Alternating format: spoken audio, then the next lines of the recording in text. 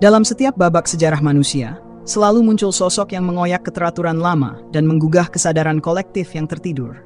Mereka tidak datang membawa sistem, melainkan kebenaran yang mengguncang, menghadirkan cahaya dalam lorong gelap yang telah lama dihuni oleh kejumudan dan ketakutan. Musa berdiri tegak melawan absolutisme Fir'aun, Isa menyibak kemunafikan para pemuka agama, dan Muhammad menghancurkan tatanan tribal Quraisy yang menyembah berhala kekuasaan dan status.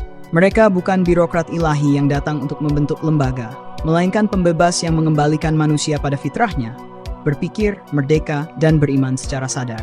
Namun sejarah manusia tidak pernah bersih dari distorsi. Setiap ajaran luhur yang lahir dalam momen keberanian, perlahan dijinakkan oleh generasi setelahnya. Apa yang semula berupa seruan pembebasan berubah menjadi sistem yang membelenggu. Ajaran yang dinamis diformalisasi menjadi doktrin. Wacana yang lahir dari pengalaman eksistensial dikemas dalam hukum dan fatwa. Dan dari sinilah agama, dalam bentuknya yang institusional dan dogmatis, mulai tumbuh. Agama bukan sekadar wahyu yang turun dari langit, melainkan juga interpretasi yang dibangun dari bumi oleh manusia dengan segala keterbatasannya. Disinilah kita harus jujur mengakui bahwa apa yang hari ini kita sebut sebagai agama, lebih merupakan produk sejarah daripada salinan langsung dari Tuhan. Ia adalah hasil penafsiran, kompromi budaya, pertarungan kekuasaan, dan kadang ketakutan yang dikemas dalam jubah sakral. Pertanyaannya, jika para nabi datang untuk membebaskan manusia, mengapa ajaran mereka justru berubah menjadi sistem yang seringkali mengekang? Dan lebih penting lagi, apakah kita masih mampu mendengar suara pembebasan itu di balik dinding tebal dogma yang kita bangun sendiri?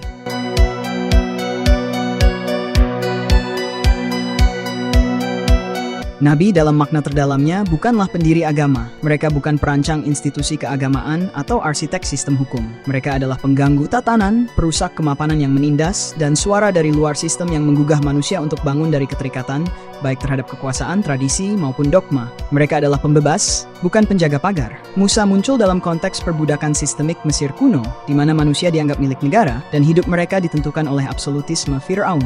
Namun Musa tidak hanya datang membawa pesan teologis, melainkan seruan radikal, bahwa tidak ada yang berhak menguasai manusia selain Tuhan yang transenden. Ia bukan hanya menyelamatkan Bani Israel dari rantai fisik, tetapi juga dari rantai mental, rasa inferior, takutan, dan ketundukan pada kekuasaan duniawi. Isa Yesus datang di tengah masyarakat Yahudi yang terkekang oleh tumpukan aturan keagamaan yang membunuh kehidupan rohani. Ia menyentuh orang-orang yang disingkirkan oleh agama resmi, para pendosa, perempuan, orang miskin, dan penderita penyakit. Ia merobek kepura-puraan institusi keagamaan yang lebih peduli pada ritual daripada kasih. Bagi Isa, agama tanpa belas kasih adalah kehampaan. Ia menantang para ahli Taurat dan orang Farisi bukan karena membenci hukum, tapi karena hukum telah kehilangan ruhnya. Muhammad muncul di tengah masyarakat Mekkah yang terjerat pada struktur tribal, oligarki ekonomi, dan kekacauan moral. Ia mendobrak sistem kasta yang memuliakan darah dan marga dan menegakkan nilai persamaan di antara manusia. Ia menyuarakan hak-hak perempuan, anak yatim, dan budak jauh sebelum dunia mengenal konsep keadilan sosial. Pesan Muhammad adalah revolusi kultural yang menyentuh akar masyarakat, menolak status quo, dan menumbuhkan kesadaran bahwa kehormatan manusia tidak ditentukan oleh status, tetapi oleh nilai kemanusiaan dan ketakwaan.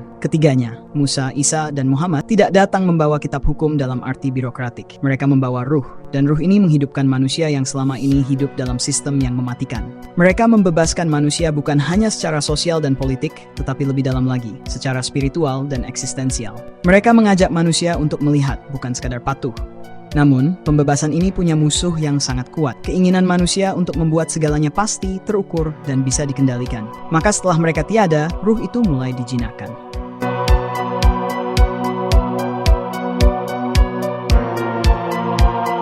Tidak ada yang lebih menakutkan bagi kekuasaan daripada ajaran yang membebaskan manusia. Maka sejarah mencatat, setiap kali seorang nabi wafat, segera dimulailah proses pengamanan, pengorganisasian, dan kodifikasi terhadap ajaran yang ia bawa. Dari sinilah agama sebagai institusi lahir, not sebagai kelanjutan ruh kenabian, tetapi sebagai bentuk pembekuan terhadapnya. Setelah Musa, ajarannya ditransformasikan menjadi sistem hukum yang kompleks, tertuang dalam Taurat, dan kemudian diperluas oleh Talmud. Yang semula pembebasan dari perbudakan berubah menjadi sistem aturan yang menjerat. Apa yang boleh dan tidak boleh dimakan, disentuh, dilakukan. Kaum imam dan ahli Taurat menjadi penjaga tunggal terhadap apa yang disebut kesucian, dan suara kenabian yang dulunya menggugah, berubah menjadi litani hukum yang tak bisa disentuh oleh awam. Setelah Isa, ajarannya yang penuh cinta dan penolakan terhadap hierarki duniawi dijadikan fondasi bagi gereja yang kelak tumbuh menjadi kekuatan politik dan institusional di bawah kekaisaran Romawi. Konsili demi konsili diselenggarakan untuk merumuskan siapa Isa itu, bukan berdasarkan kesaksian rohani tetapi atas pertimbangan politik dan kekuasaan. Kepercayaan yang semula sederhana berubah menjadi kredo yang harus ditaati secara mutlak. Jika tidak, maka seseorang bisa dikucilkan, disiksa, bahkan dibakar hidup-hidup oleh institusi yang mengaku mewakili kasih Tuhan. Setelah Muhammad wafat, komunitas yang ia bentuk berubah menjadi imperium. Ajaran yang awalnya bersifat lisan, mengalir dan kontekstual, mulai dikodifikasi menjadi musyaf, disusun sebagai fikih, dikunci dalam usyul, dan dipagari oleh fatwa. Ulama muncul sebagai pewaris otoritas, sementara kekuasaan politik menjadikan agama sebagai alat legitimasi. Perdebatan yang dulu sehat dan terbuka berubah menjadi wilayah terlarang. Siapa yang menyimpang akan dicap bidah bahkan kafir. Institusionalisasi agama lahir dari kebutuhan manusia untuk merapikan warisan yang besar dan kompleks. Tapi bersamaan dengan itu muncul kekuatan baru, tafsir yang dibakukan, otoritas yang tidak bisa digugat, dan sistem yang tidak boleh disentuh. Agama menjadi mesin administratif yang mengatur hidup dari lahir sampai mati. Keimanan yang dulu bersifat personal berubah menjadi kepatuhan terhadap regulasi. Dan dari sinilah muncul paradoks yang mengganggu. Ajaran yang dulunya membebaskan kini berubah menjadi struktur yang mengekang. Para pengikut Nabi, alih-alih melanjutkan semangat pembebasan, justru menjadi penjaga tembok yang memisahkan manusia dari sumber hidup itu sendiri.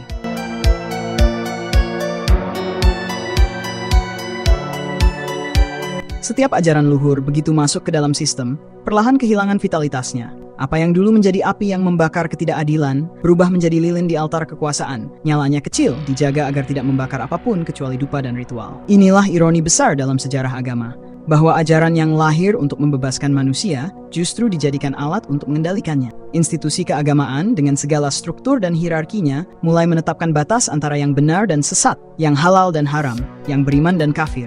Dan batas itu ditentukan bukan oleh pengalaman spiritual atau kesadaran batin, melainkan oleh tafsir yang dilembagakan. Dogma pun lahir, sebuah kumpulan kebenaran beku yang tak boleh disentuh, apalagi dipertanyakan.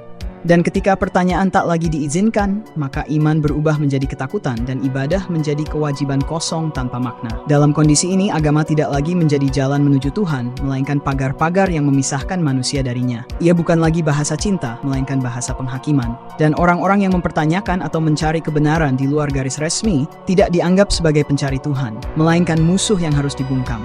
Sejarah penuh dengan mereka yang dibakar, dibunuh, atau disingkirkan hanya karena mencintai Tuhan dengan cara yang tidak biasa. Lebih dari itu, institusi agama sering kali bersekutu dengan kekuasaan politik, membentuk aliansi yang saling menguntungkan. Agama memberi legitimasi kepada kekuasaan, dan kekuasaan memberi perlindungan kepada agama.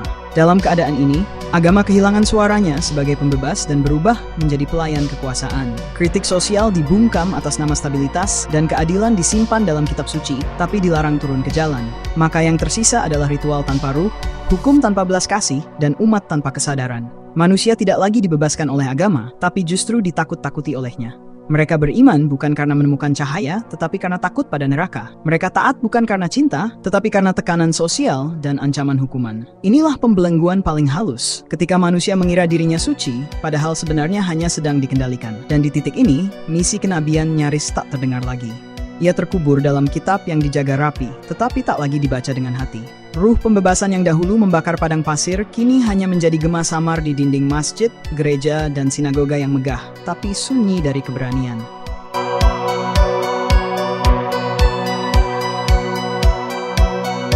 Satu kesalahan besar yang terus-menerus direproduksi oleh institusi agama adalah anggapan bahwa agama mereka adalah satu-satunya representasi mutlak dari kehendak Tuhan. Bahwa apa yang tertulis di kitab suci mereka, dan lebih-lebih lagi dalam tafsir para pemukanya adalah kebenaran yang final, beku, dan tak terbantahkan. Padahal, jika kita jujur membaca sejarah dan menyelami kenyataan, agama adalah sesuatu yang senantiasa dibentuk oleh manusia, dibentuk oleh penafsiran, bukan oleh wahyu itu sendiri. Wahyu, jika ia datang dari Tuhan, adalah sesuatu yang melampaui bahasa. Ia bersifat transenden, tak terikat ruang dan waktu. Tapi begitu wahyu itu masuk ke dalam bahasa manusia, ia mulai dibatasi oleh struktur gramatika, konteks sosial, dan kapasitas pemahaman penerimanya.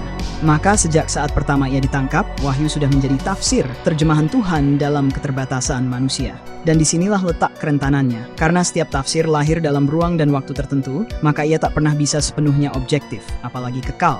Tafsir dipengaruhi oleh budaya, politik, ekonomi, bahkan oleh ketakutan dan harapan para penafsirnya. Maka ketika tafsir diangkat menjadi dogma dan dogma dianggap sebagai firman Tuhan, manusia sedang menyembah hasil pikirannya sendiri dan menyebutnya suci. Beragamnya mazhab dalam Islam, denominasi dalam Kristen, dan aliran dalam Yahudi seharusnya menjadi bukti yang cukup bahwa agama bukan satu, tapi banyak. Bahwa yang kita miliki bukanlah agama dari Tuhan, melainkan agama tentang Tuhan, yakni cara manusia memahami, menafsirkan, dan menghayati pengalaman ilahiyah. Dan karena itu, ia niskaya plural, nisbi, dan terus-menerus berkembang. Kesadaran ini tidak untuk melemahkan agama, melainkan untuk memanusiakannya. Karena hanya dengan menyadari bahwa agama adalah hasil interpretasi, barulah kita bisa bersikap rendah hati. Kita tidak lagi memaksakan tafsir kita kepada orang lain, tidak lagi membakar mereka yang berbeda, tidak lagi mengklaim surga secara eksklusif. Kita tidak lagi menjadikan Tuhan sebagai alat legitimasi kekuasaan, melainkan sebagai sumber kedalaman dan kesadaran batin.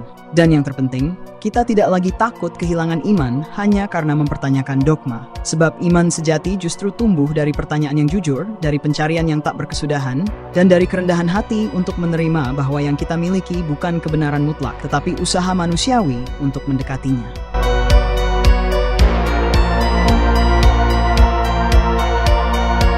Setelah menempuh perjalanan panjang dari wahyu hingga dogma, dari nabi hingga institusi, dari pembebasan hingga pembelengguan, kini tibalah saatnya untuk bertanya kembali, kemana arah kita sebagai manusia beriman? Apakah kita akan terus berjalan dalam lorong sempit yang dibangun oleh tafsir masa lalu? Ataukah kita berani menengok keluar, mencari kembali cahaya yang pernah membakar padang pasir dan mengguncang istana tirani? Pemaknaan ulang bukan berarti membuang agama, bukan pula mendekonstruksi semua hal yang diwariskan. Tapi ia adalah upaya sadar untuk membedakan antara ajaran yang hidup dengan sistem yang membekukan. Ia adalah panggilan untuk kembali pada ruh kenabian, bukan dalam bentuk simbol dan seremoni, tetapi dalam keberanian untuk mempertanyakan, dalam komitmen membebaskan, dan dalam cinta yang melampaui batas-batas mazhab dan denominasi. Di dunia yang semakin plural dan terpecah, kita tidak bisa lagi menggenggam iman dengan tangan yang mengepal. Kita perlu membukanya, mengulurkan tangan, mendengar kembali bisikan kebenaran yang mungkin datang dari tempat yang tak kita sangka. Kita perlu mengakui bahwa Tuhan tak bisa dikurung dalam kitab, fatwa, atau sistem apapun. Ia hadir dalam getar hati yang tulus, dalam keadilan yang diperjuangkan, dalam kasih yang tidak mengenal batas. Inilah misi sejati kenabian yang kini diwariskan bukan kepada satu kaum tertentu, tetapi kepada siapapun yang berani menjalani hidup dengan kesadaran. Mereka yang tidak membiarkan agama menjadi beban, melainkan menjadikannya jalan pulang. Mereka yang tidak menjadikan iman sebagai senjata, tetapi sebagai cahaya yang menuntun dalam gelap. Karena pada akhirnya, tugas kita bukan menjaga agama, melainkan menjaga kemanusiaan. Agama boleh berubah, tafsir boleh bergeser, tapi panggilan untuk menjadi manusia yang merdeka, adil, dan penuh kasih, itulah yang abadi.